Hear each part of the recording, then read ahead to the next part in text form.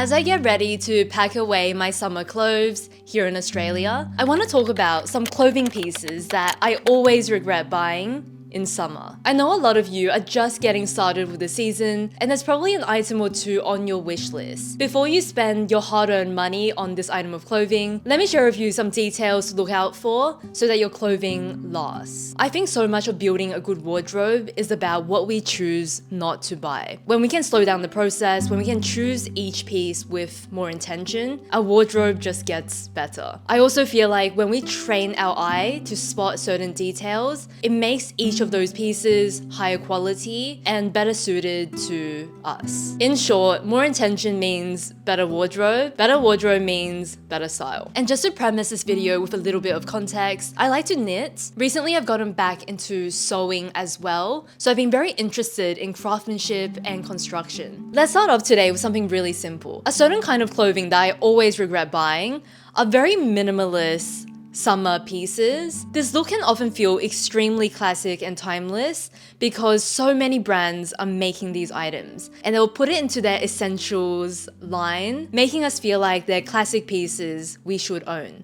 But here's the thing, in the summer season, compared to other seasons, it is so important to choose clothing that already aligns to your style. For me, this means instead of getting this, I'm gonna opt for something with more feminine details. Why? Because in other seasons, I'll do a lot of layering and something simple could work really well. In the summer, I often wear clothes as is because it's so hot out there and I just want to be practical. Because of that, I need the clothing to have the accents that align with my style so that when I don't layer as much, the outfit still feels right. I think a lot of very minimal, simple pieces, they pose and pretend to be classics, but I honestly feel like for each of us, the true classics really come down to finding the right details, and that's what's gonna keep something in my wardrobe for a long time. Couple of things here, I am not saying that feminine details is always better. You just need to choose the right details for your style, and it could mean this and it could mean this. And then the thing is, if you already have these minimalist basics, you can 100% make it work for any style. But the thing is,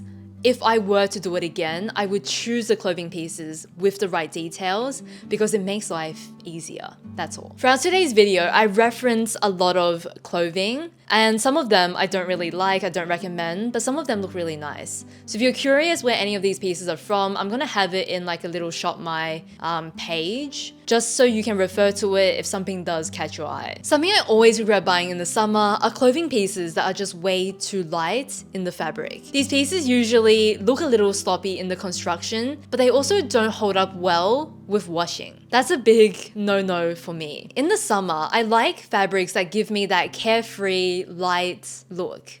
So I don't want opaque thick fabrics. I actually like it slightly sheer, but there is a point where the balance is off and we go too sheer and the quality is just not there.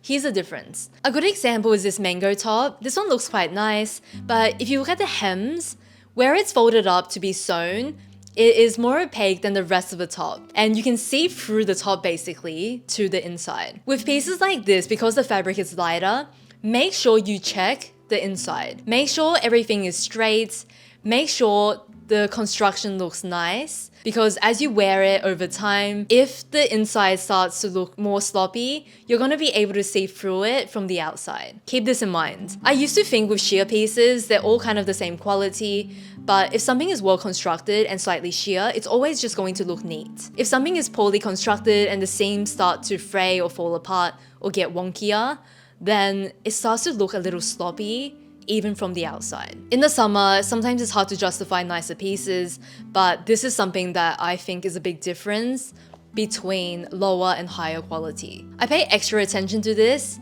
the sheerer something gets. And then the other thing is try to imagine how this piece will look after washing. When I compare these two pieces, the blue top seems to have a bit more structure to it. It seems to look like a light cotton poplin. When I wash pieces like this, it holds up so well. On the other hand, I always regret clothing pieces like this, where the base is so flimsy that when you wash it, it often becomes just very sloppy looking. It's so light that it doesn't have the structure to hold on to its shape over time. I always regret pieces that don't look great after a few washes. It just feels like a waste of time and money. In this tip, I'm basically talking about how in the summer, quality looks a bit different. I do want things to be lightweight, I want them to be airy and carefree, but I also need them to have some balance so that we're not getting into flimsy territory. Sometimes we come across clothing pieces that are almost perfect, but maybe one thing is slightly off. If that thing is the neckline, I always regret that item. In the summer, I feel like clothing is all about necklines.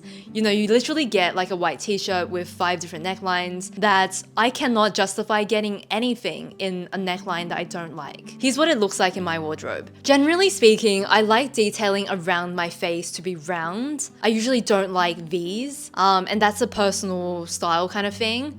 I don't know why. It looks so good on other people, I always try it, I never like it on myself. I really like squared necklines, and this makes a lot of sense to me in my like facial structure. I feel like I have a little like bluntness in my face, so I feel like squares often look quite good. For myself, I also like fitted necklines, so anytime something has this draped cow neck or like fluid neckline, these make me feel quite sloppy, even though they look amazing on other people. This is kind of personal opinion, but here is something a little bit more practical. I don't like very casual tops with very fussy necklines. This is a no-go zone for me. What I mean is, when a top just looks so average, so simple, so normal, but it has a neckline that I can't wear my usual bra for, those are tops I never wear. Today, this top is like loose on the body, so I just don't wear a bra. It's also lined, so I feel pretty comfortable in it. But tops like this,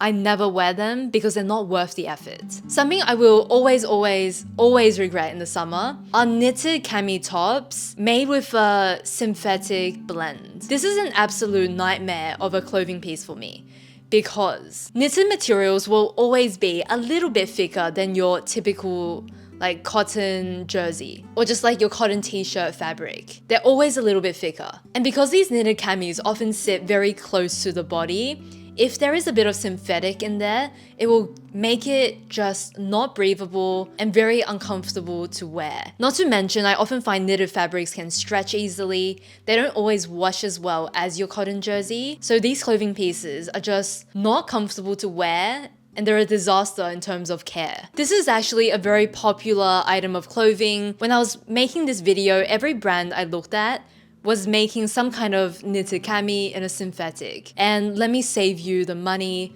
don't buy these. If you really want something in this knit texture to bring a little interest to your summer outfits, you can go for it. Just go for it in 100% cotton. And try to keep it like as light as possible in the cotton material. Do not get anything with a synthetic in the material. If you're heading into the summer, you're probably thinking about summer sandals, because let's be honest, these are not shoes that always last like a lifetime. These are shoes that can wear down a little bit quicker just because of the simplicity of them. So summer sandals I would never buy. Light suede slides. I'm not searching for impractical here to show you guys. I'm just browsing and these just are so common that I can't not talk about them. This is one of the most impractical things I've seen, because after about 3 wears, it's going to be quite dirty. It's going to not look great. And suede is one of those fabrics where it's pretty hard to maintain overall. And you combine the suede with a light color and it sounds like a nightmare. It just feels like a waste of money because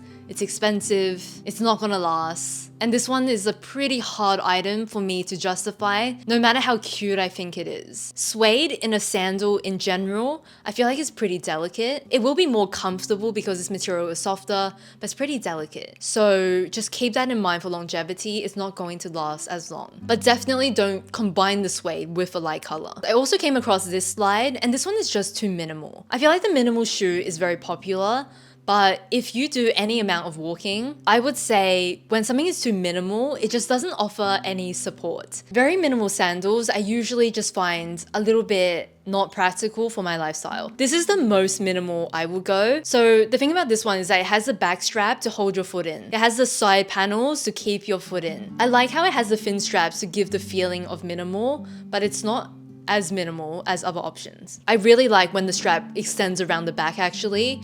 I find it so much more comfortable in all my sandals. And then the other thing I'll mention is that with these two shoes, you can see how delicate the sole is. So not only in these cases do I get a lot of wear along the front, I also find them not as supportive. So I'm looking for sandals that are just a little bit more substantial. These thinner sole sandals will never compare in comfort to a thicker sole sandal. However, this is like the bare minimum I need to be able to just like walk comfortably in a shoe. I don't always get along with Cezanne shoes. There's not been many I loved, but these sandals, if you're not gonna walk too much, are pretty solid, and I've worn them I think for 2 summers already. I really like my outfit today because in the gloomy winter, I have on this like fun little summer outfit. I'm wearing this cute little tank top from Fabric, and I've got on this like little ice cream necklace.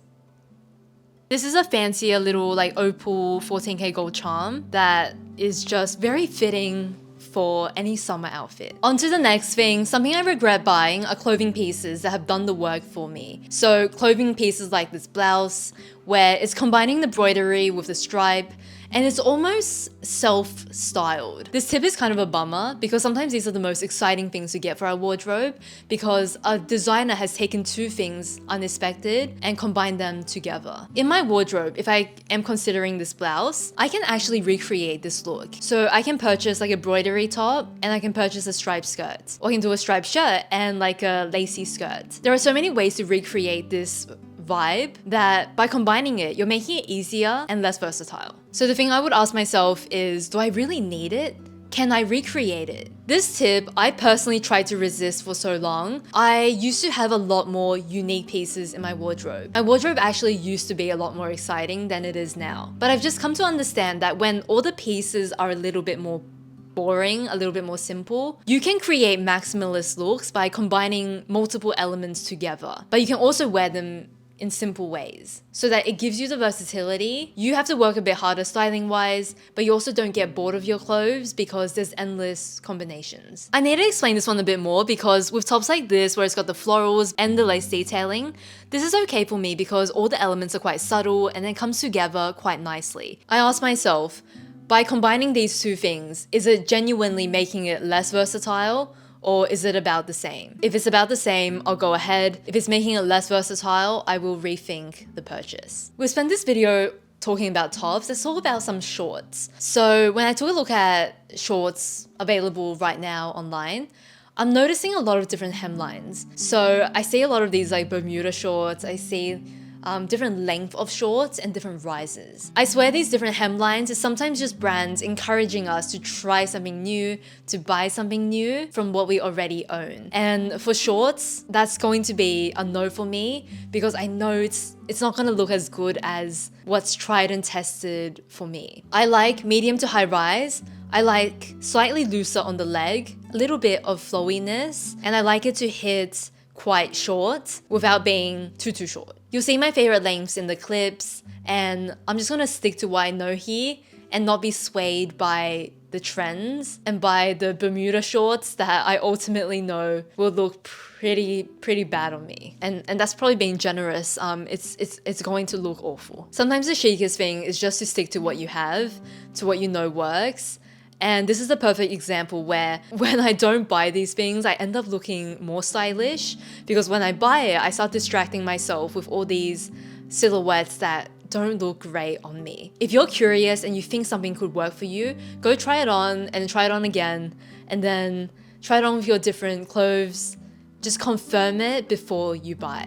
With summer, let's talk about straw accessories. Here is something that I won't buy in this category anymore. Very structured raffia hats and bags. So the reason for this is because summer accessories, like I just like them easy. If I travel with them, I want them to be fairly easy to pack. Anything structured is cumbersome. Even just using a structured straw bag feels a bit more cumbersome than a slouchy one. The shape of it makes it less portable, whereas the shape of a slouchy bag just feels closer to the body, easier to use. I used to have this Loewe bag and I'll put my stuff in it. I'll put it next to me in the car and then, just tip over and everything comes out.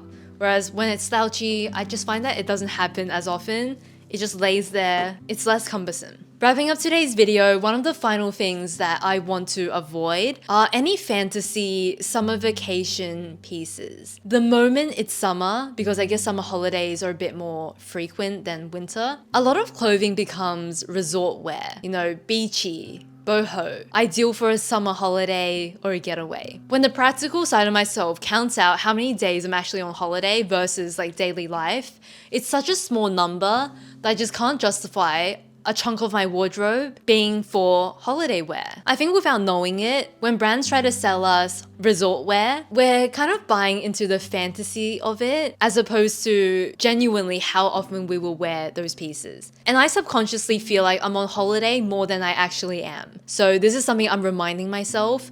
You don't need those very summery pieces. You actually need pieces you can wear every day for your lifestyle. I think this fantasy lifestyle is so strong in the summer months because we just start picturing these holidays as opposed to what we actually do. Something in this category is that it's so easy for our style to lean boho in the summer because once again, this is what shops are selling. Everything is suddenly very boho, so make sure you question when you buy something boho. Is this genuinely my style or am I just falling into the fantasy of this like summer holiday vibe? I would say I occasionally like a boho accent, but my style is not very boho. So always reminding me of that when I'm reaching for that really cute summery piece. Something overall that I try to avoid buying are duplicates and just anything I buy on a whim without paying attention to the details, no matter how small or big that purchase is. With my everyday cap, I chose like a design I love,